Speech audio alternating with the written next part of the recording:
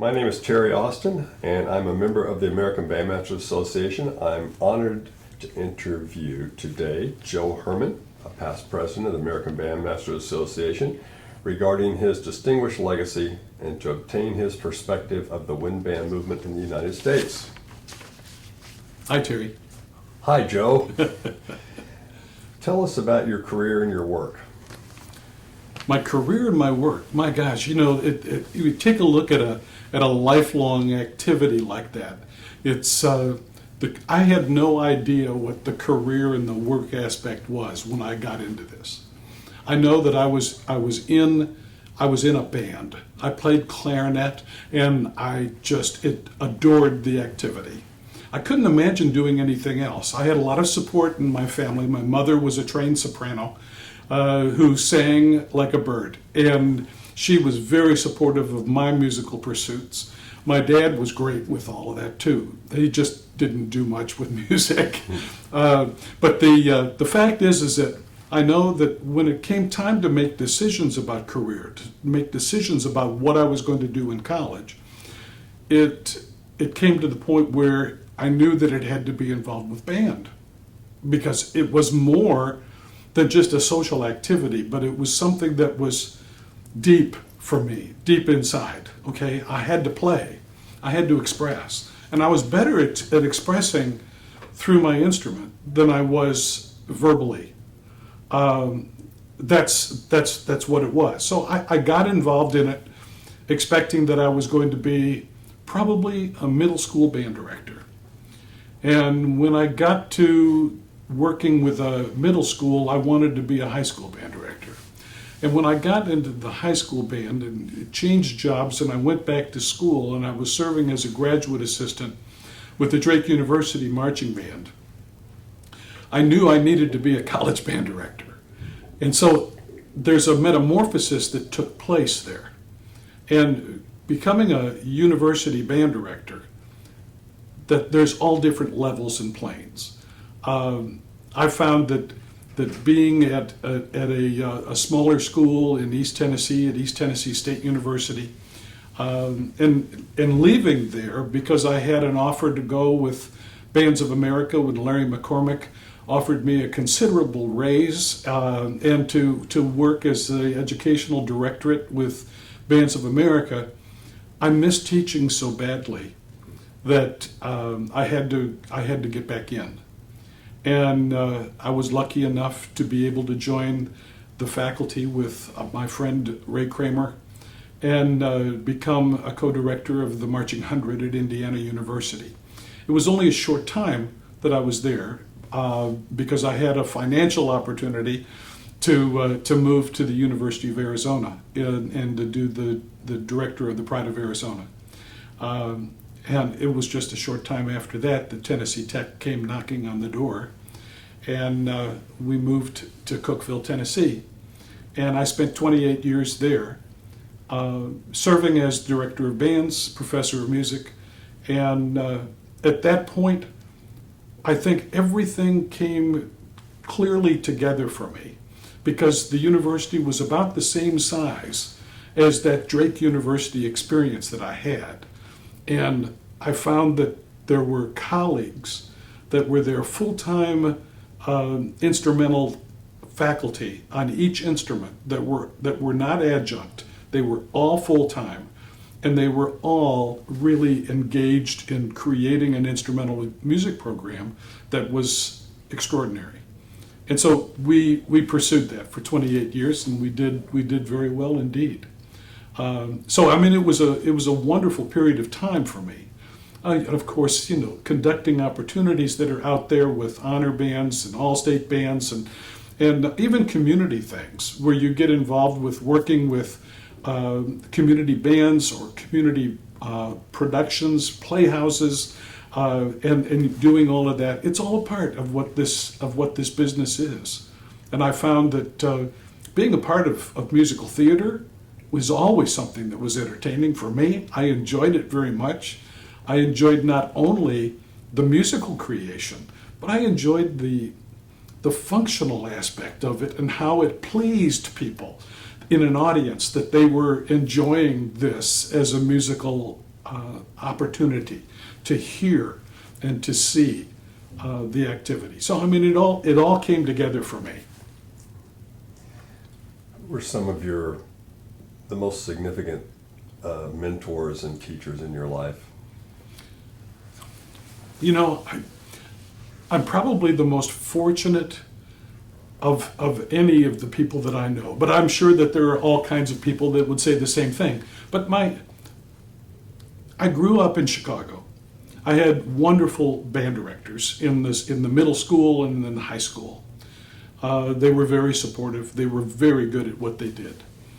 But I also had the opportunity, with being in the Chicago suburbs, that I auditioned several times for the North Shore Band of Wilmette and made the band eventually, okay, as a junior in high school.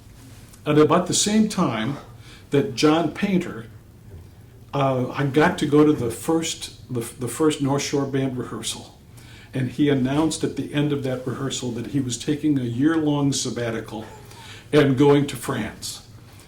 And I was so crestfallen. I couldn't even believe that I had finally gotten there, and John Painter, who was like a demigod to me, that he was not going to be there. I was so disappointed. And one of the older gentlemen in the North Shore Band asked, well, who's going to be our conductor then? And he said, you'll just have to wait till next week to find out. And I recall looking forward to that. And when the man came in, everybody seemed to know him. I didn't know him, but he was tall, very slender, and had some striking features. He had been a band director at Northwestern University, but his name was Cliff Bainham. And I can recall Mr. Bainham, and I could never call him Rusty. I could never call him Cliff or Glenn or anything like that. It was always Mr. Bainham. We were playing a part of a new march that he had done, the Minnesota March by Sousa, and it had a deadly clarinet passage in it. I was sitting down in the first row, not in the hot seat, but down the row a little bit, and we just read through the march, and he said, let me hear you play that. And he pointed at the first chair player who had a crash and burn. And then he kind of folded his arms over his chest, and he said to the second, he said, try that. And it didn't work for him. Then third, no, it didn't work. The fourth, I'm trembling at this point, and for no reason of talent, okay, only because the fingers happened to fall in the right place. The man heard what he had written, and now the arms were folded in front of him, and he said, who are you? Because here I am, I'm 16. And he said, who are you? I said, my name is Joe Hermann. And he put his nose up and he said, I shall call you Joseph. And he did, till the end of his days. And he had that little highly modulated Joseph, okay, when he called my name. It was a delight. I wanted to be just like Mr. Bainham, even to the point where, I have to admit, I followed some of the vices as well. We would take a break with the North Shore Band, and he went out to have a cigarette. Joseph, come with me. So I'd go out, and he'd offer me a cigarette, and it didn't take long before I took one, because I wanted to be like Mr. Bainham. You know, there's an example right there, okay? I left the Chicago area and I went to Drake University in Des Moines, where the director of bands there was Don Marcoullier, who not only was an extraordinary mentor, but he became something that was even more extraordinary, as he was the father of my wife. I married the boss's daughter, okay? All of the education that I got at Drake was clearly nothing in comparison to what I learned at 7902 Maryland Drive, where we would get together for family dinners and he would talk about various things. Oh, you know. Oh, don't worry about it. you know, but I would try this, okay? And, but his influence was amazing. While I was at Drake, I also had the opportunity to play in the North Shore, the community band at Fort Dodge, okay? And met a gentleman conductor there by the name of Karl King. I had no idea who he was. The first time I sat in the band, I even leaned over to the clarinetist next to me and asked the older gentleman, I said, "So who's the conductor?" And he said way too loudly, he said, "Boy, that's Karl King." And Karl King looked down at me, and I found out that Mr. King and Mr. Bainham, not only were they related in terms of deserving the Mr. in front of their names, okay, but they knew each other well. And the world kept getting smaller. And I would say that that kind of happenstance for me, starting with Fred Hubble and Gordon McLean in my middle school and high school experiences, and that John Painter and Glenn Cliff Bainham, Don Marcoullier, and Mr. King had such an extraordinary impact. I wanted to be like them.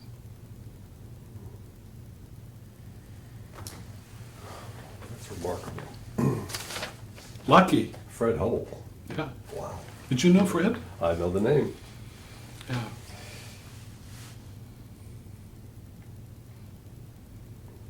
Okay, we already talked about some of those things, so I'm not going to go back to that. What are some of the significant changes that you've seen in our profession during your career? Significant changes. Both good and bad. Well, I think the things that would be something that I would acclaim would be the kind of instruments that we have today, the quality and the kind of research and development that has gone on. I think the expansion of the percussion section and what has happened there, that we've created something that is clearly a third choir, okay, within the band that is really complete now. Okay, we've got all of the percussion. It's not just snare drum, bass drum, and cymbals, but we've got complete percussion instruments, and we find more and more and more all the time. We almost have to have another room just for the percussion section. I think that the quality of our school band literature has really excelled. I think that we've had a lot more really good composers that are writing for school band literature. Now that said, that we've got a lot of composers that are writing for school band literature that may not be all that good, because we're coming up with a lot of pieces that are involving sound events and not so much as teaching literature about the elements that are there. I think that we're still in a spot right now where the fountainhead of what's going on within a school band program is still residing with the director. Everything is coming from that. Okay, we want to delegate, we want to give away, but if it's not going to really originate from the director, it's not likely it's going to originate from like the third chair flute player. It's not that kind of student orientation. It's still a director-centered activity. I do believe, however, that some things have changed in instrumental music education, where I think in the old days, and I never thought I would really reflect back on the old days, because it was always old people that said that. But in the old days, that we were always dealing with education and training. We were involved with teaching the elements of music and teaching people how to play and really evaluating tone, technique, intonation, and understanding theoretical matters that were there. And we've not been involved with training and education as much as it seems that we've become an organization that frequently, not all the time, but frequently that we have become a production orientation. Not in terms so much of the production of creating big shows, but how much we can do in so little time. Conversations that I've heard where people will say, well, what elementary band method book are you using? I use Bellman. Okay. Yeah, well, how are you doing on that? Here we are, it's October, where are you in that? Oh, we're on book 3 already. The production of being out in front and doing it quickly is more important than doing it well. And that concerns me, because in some cases where I'm still out conducting, that I know that there are students that if I point to an F sharp on the top line of the treble clef staff, and it's a clarinetist, I say, what note is that? And they'll show me. Okay? It's not necessarily they know what the note is. They know how to finger it. Okay? And I'm concerned about rhythm. I'm concerned about time. That rhythm and time has become something that in many cases is a rumor. Rhythm is like no other. It's either right or it's wrong. The switch is either on or it's off. You can't, even if you get close with rhythm and time and tempo, you get really close, it's still wrong. It's got to be right on the mark, and everybody has to be together, or there is no ensemble presence at all. You might find that even the Chicago Symphony will rush eighth notes. But their experience is that they rush eighth notes much better than high school kids can do that. And so that element is that we have to be stubborn, and maybe we need to be more stubborn about what we're doing with those things. My experience in going through my educational process was that there was always a warm-up. And we were always evaluated all the time about how we were producing the sound, how we were breathing, how we were articulating, how we were making certain that our fingers were cooperating, we were playing good fingerings, and articulating within the scope of what was printed on the page, and making all of that happen. And a lot of times that we're not doing that. That we're not teaching people how to play that clarinet. But we're teaching people how to play the piece of music that they're working on. A small school not too far from where I live, recently had done, and this is a grade 3 to grade 4 band, and that they were working on March Slav. And they were doing a reasonable job with it, but it was clear that these kids could play March Slav. They just couldn't play trombone. And that was the problem. We teach them that, and where it's like we're training animals, to do special feats. And I think that that's important, that we find a way to do this as a part of the educational training, because what we teach and what we're doing is not something that occurs within a school or within a grade level or within somewhere in that L high, of education. But it's a lifelong skill. I mentioned the North Shore Band. I mentioned the Karl King Band now, which is what it's called. Those were adults of every age and every career that they were there. Doctors, lawyers, elderly, young, whatever it was, they were all there, and they were playing in a community band. And they were exercising their God-given talents and their ability to play their instruments for their entire lives. It's edifying. It's freeing. It's good for humanity. And so I think those are the things that I would hope that we do that. Not too long ago, I was just speaking with a gentleman who said that he had the experience of seeing high school band programs that would spend nearly $250,000 on their marching bands and backdrops and props and all of the things that were associated with the show. I still remember my grandmother looking me directly in the eyes and saying, "Joe, we are what we eat."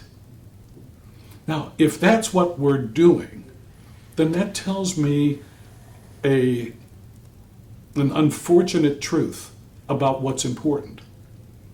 That, doing the show, getting the trophies, or all of those activities, what happens to those students when they graduate or leave that level? Are they going on? Are they playing in college? Or if they're not going to college, are they finding a community band to play or going to their churches and playing? Whatever it might be, there's a lifelong experience out there waiting for everyone. And how much more could it be enriched if we do the training and stick to it? And then the other things, we can do just fine with that. I did a marching band clinic not too long ago, where in this clinic, I finished the whole process and I said, "What questions do you have?" And a young man in the back of the room raised his hand and he said, "I have a question. Mr. Hermann, can you tell me what's the secret to having a championship marching band?" And I thought for a moment and I said, "Teach the kids how to play." And he raised his hand again and he said, "No, really, what's the secret?" And I said, "Really, that's the secret." Because if they can't play, there's no chance. There's no chance whatsoever. You've touched on this, and I'm sure some of the response will be the same, but what advice would you give young band directors? Young band directors, I think, really need to evaluate why they got into the business, why they're doing this. In some cases, and as a college professor, and others that I've spoken with, are very open to saying that in many cases, that those students that they've had in their collegiate years, we've had less influence on than their own high school band directors. They can go through a very concise, focused course of study to become an instrumental music educator. And I say that instead of band director, because band directing can also be a service. Okay, but an instrumental music educator, they've gone through a focused program, and when they leave, they go out and they copy what their high school band director did. And so, I'd like to think that there was something there that would be more influential. I know that those are formative days.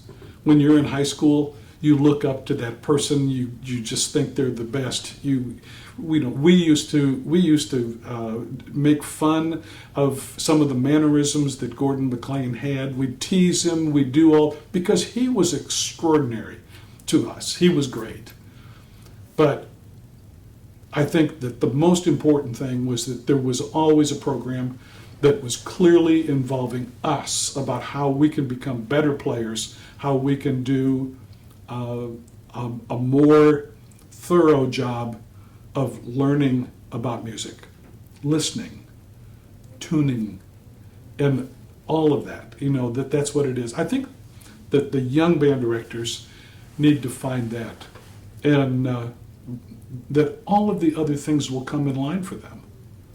If anybody had ever told me, or you, for that matter, okay, that going to school and getting a music ed degree and being successful, going out and teaching, and eventually going to the college level, and someone said, you're going to one day teach at the college level, and then there are going to be people that are going to invite you to come in and guest conduct, not only here in this town, but in the state, in the region, in the country, in other countries.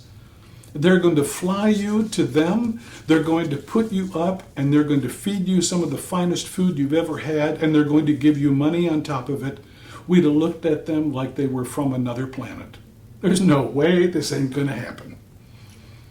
But it has.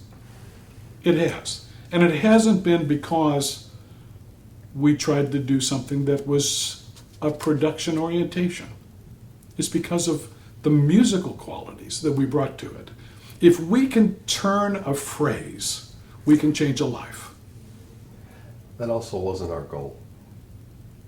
Oh, I know. It wasn't about us. Oh, you're right. You're right. It was never about us. No. I think that's why,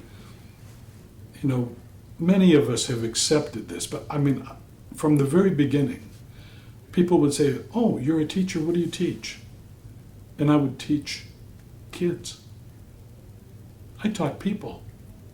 Oh, yeah. I understand that, but what do you teach them? Oh, I teach music. Oh, what kind of music? All kinds of music. Well, what do you conduct? Do you sing? What do you do? Oh, I work with a band.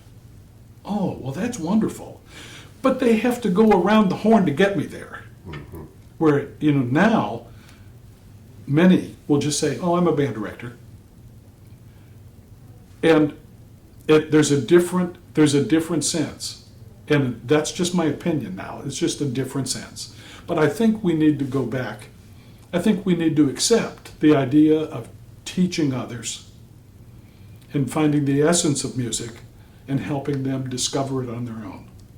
If we can do that, then we take some of the legacies that we've adopted or we've been able to accept and inculcate that with others.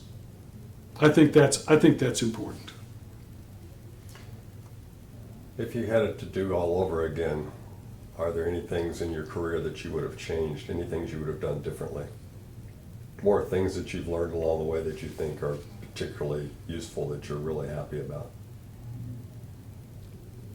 I think the short answer is no.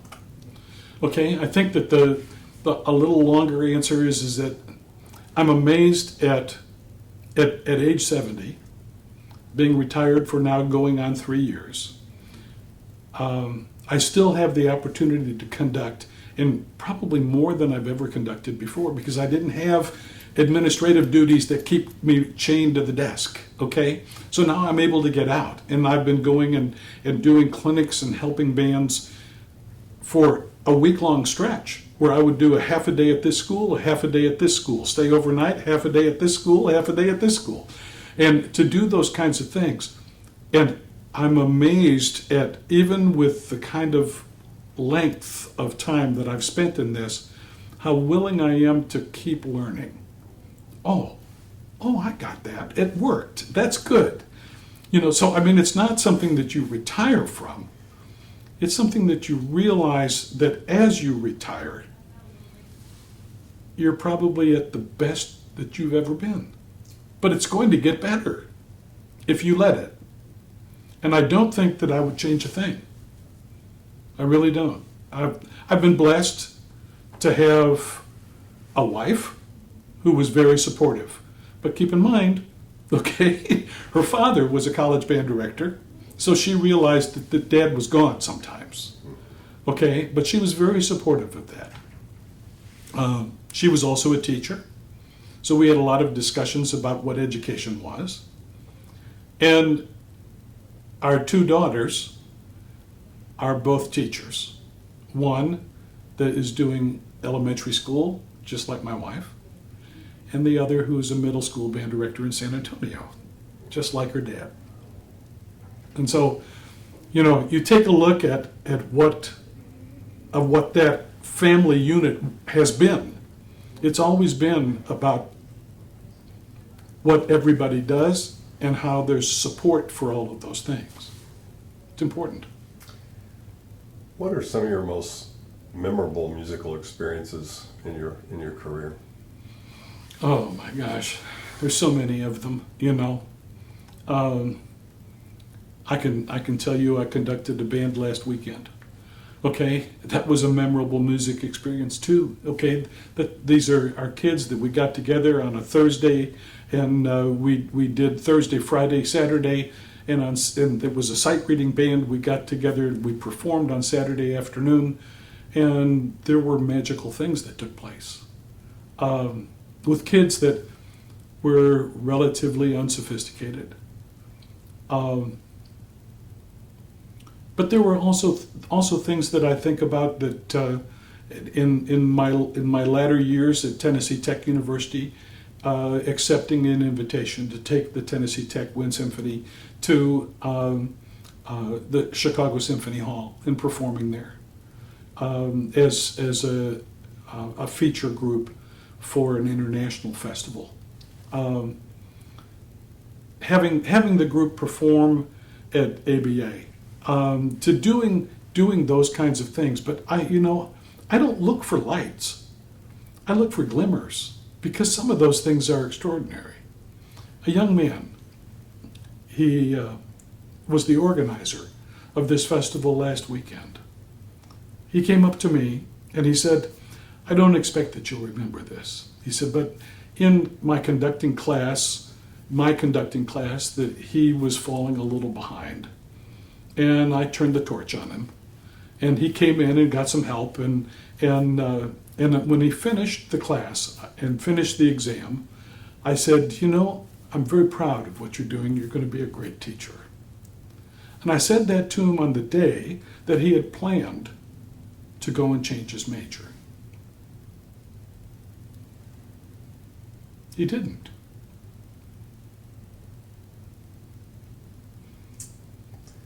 Those are the moments you rarely hear about. Right.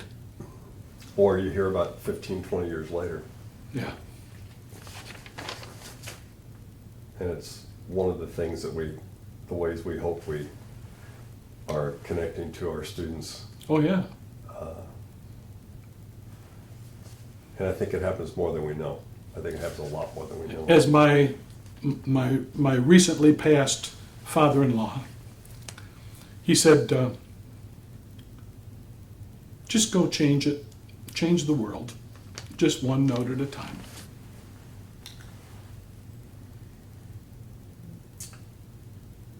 What do you think the future of the band world holds? I think it's got plenty of challenge. And I think it has challenge because of some of the philosophies that are beginning to creep in to curriculums and to administrations about the achievement testing that's going on in other areas. In that we have a movement with science, technology, engineering, and mathematics that is full steam, or not STEM, but full steam ahead. And in many cases that we've got students that are engaged in advanced placement, they're involved with things that are international baccalaureate programs, and the time that they have that's available to stay within band programs or choir programs or orchestra programs, that the time they have available it keeps shrinking. They have to make choices, and they want to be successful. We have an educational system that puts a premium on high test results. They put a premium on, quite honestly, going to college, okay? And, I personally believe that we don't all need to go to college. I'm not saying that if you want to be a professional that does music education, yes, you need to go to college. You want to be a brain surgeon, you need to go to college, or an attorney, or some sort of professional in that way. But the trades are something that's there too. In Tennessee, where I live, we came up with a Tennessee Promise, okay, where any student with good passing grades and graduating from high school can have 2 years of college education free of charge by going to one of the JUCOs, the junior colleges. And that junior college in our community increased enrollment by 75%, because that all of these things were available now and it was free. So we started new programs, we hired new faculty, we opened up parking lots, we did everything we could to make that work. At the midterm in the first semester, that they had over 400 students drop out of school because they found out that this isn't what they wanted to do. They wanted to do other things. we also have seen struggling with the fact that you go to school at a junior college and that it's not articulated that you want to be a band director. You get free tuition, great. But you're still, when you go to the four-year school, I'm sorry, you may think you're going to be a junior, but you haven't had your applied lessons, you have had no ensemble, you haven't done theory, you've not done oral techniques, and your keyboard skills are really wanting. You're now a freshman, congratulations. Okay, you might have got your gen eds out of the way, but that's where we are. And so there's a challenge with all of that, and I think that's going to have an impact. Let's do two more sort of general questions, because as you've answered these questions, we've really covered pretty much everything on here. Are there any things that you would just like to talk about? And then I'm just going to ask you what ABA means to you. So let's start with just any general things that you would like to talk about. General things. Oh my gosh. Things that may not have happened under this stuff. There's been a lot of thematic stuff in your statement, so okay. I suspect that a lot of the general things might be similar to that too. Which is great. I think maybe one thing that would be a general statement that I'd like to talk about and encourage everyone that watches these things. Mm-hmm. Okay, that no matter what your level, elementary, middle school, high school, college, or community bands, whatever it might be, take the opportunity, find a way to commission a composer. And challenge yourself to take a new score that's never been performed before and bring it to life. Because you're not going to believe the way that your musicians that are sitting before you are going to respond. Because that no one's ever played this piece before. More than likely, there's going to be a composer present, which means that you, as an architect, are going to have you as the builder are going to have an architect standing next to you, or perhaps the architect's on the podium. Okay, so now we can do these things. I think it's important that we challenge ourselves as conductors and as musicians, that we look at things that haven't been done before, that we're going to be bringing it to light. We're not training parents, nor should we be trained as parents, that frequently you get a new score, you don't know it, and before you even look at it, you now go to a recording which is plentiful. They're everywhere and all accessible, YouTube, you name it, okay, that are there, and that you can learn your score, okay, by listening to it. Yet you've made no decisions. You recall the 1954-55 recordings, Mercury recordings of Fred Fennell, when he did the Holst First Suite in E flat. How many bands have only played that way? That was the way it was. If Fred Fennell did it that way, it must be the right way. And the judges are also sitting in the halls, and they're going to evaluate what they know, which was Fred Fennell's way, okay, about the way that you do it. And so, the game goes on, but I think commissioning composers for your grade level to do that is good for our students. It's good for our activity, and it's good for our own professional development as musicians too. That we get to do something that no one's done before. We did a lot of that at Tennessee Tech. And it was always a wonderful treat. And we always had the composers on campus, or they'd Skype in, so that the students all got to meet them and found out that not all composers are dead. Okay? And it was a wonderful experience for the kids, for the conductor, and notably for the composer too. They're flattered by the fact that you want them to write a piece for your band. You don't have to start big. You don't have to go out and spend $10,000. You can find composers that are out there that are going to be interested in your program. And that's something to do. I enjoyed that thoroughly. And I continue to do it, and I enjoy the process. I really do. What does ABA mean to me? First of all, I never thought I'd be an ABA. I can remember being elected and having John Bourgeois and Jay Julian contact me in my office at Tennessee Tech University and tell me, congratulations, you've been elected to the American Bandmasters Association. And I'm sure that I was just there with slack-jawed, wondering, of course, John Bourgeois managed to say, I did everything I could to keep you out. But the fact of the matter is that I thought, this is wonderful. I'm going to get the pin, and I'm going to have a fraternity that I'm belonging to. And then they sent me the book about Lest We Forget.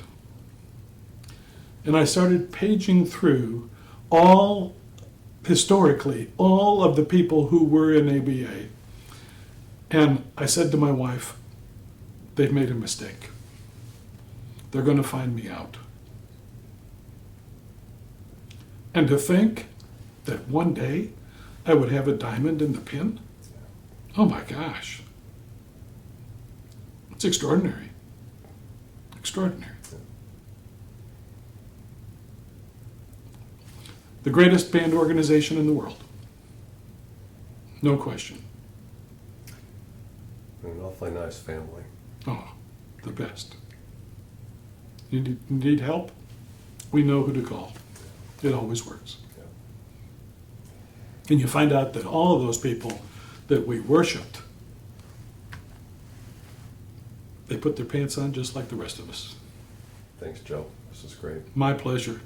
My pleasure. This is great. And good luck to all who are going to continue the direction and the legacy of this wonderful profession. It just moves, and they need to know that we're always there to help. A phone call away. We can find emails. You can do that. We're going to respond. That's just what it is. Thanks, Terry. Thank you.